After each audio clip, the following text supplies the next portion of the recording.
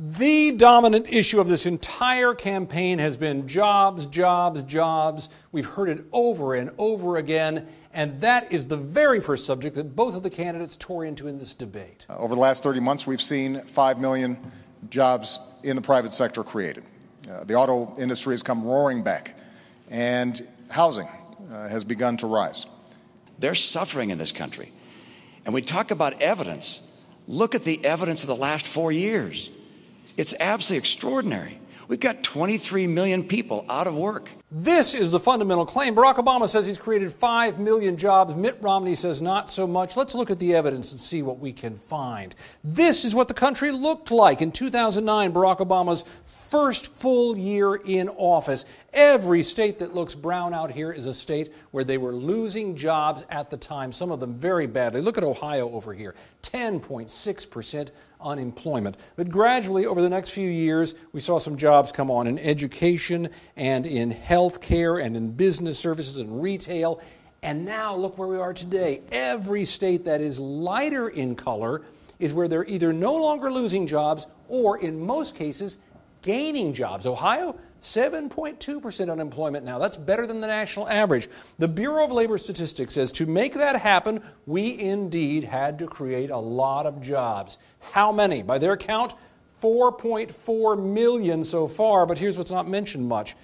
4.3 million were lost during the bad days, so the net gain is only about 125,000 jobs. That falls short of the president's claim that he created 5 million jobs. It's just a little bit too much of a stretch. We have to call that claim false, even though many Democrats will say in a heartbeat, look, he inherited a bad economy from George Bush. Many voters agree with that. Nonetheless, the numbers don't quite add up. What about Mitt Romney's claim about 23 million people unemployed, though? We need some context to consider that. Let me bring some tools up here and talk about this some. Median income in this country is about $51,000. So here's some categories that we can look at. Low-wage jobs, mid-wage, high-wage. This is what most people in the country are making right now. If you look at this and you consider what happened during the recession, look, everyone lost jobs, but the low-wage jobs did not lose as much as the mid-wage and high-wage. And when the jobs came back or started coming back, look what happened. The low-wage rose the most. So among the jobs we lost and regained, basically we lost better jobs than what we regained. You have to consider that if you want to even come close to Mitt Romney's number of 23 million, because he's counting everyone who's unemployed, everyone who's given up on looking for work, everyone who is underemployed in this fashion, everybody who's part-time, who would like to be full-time.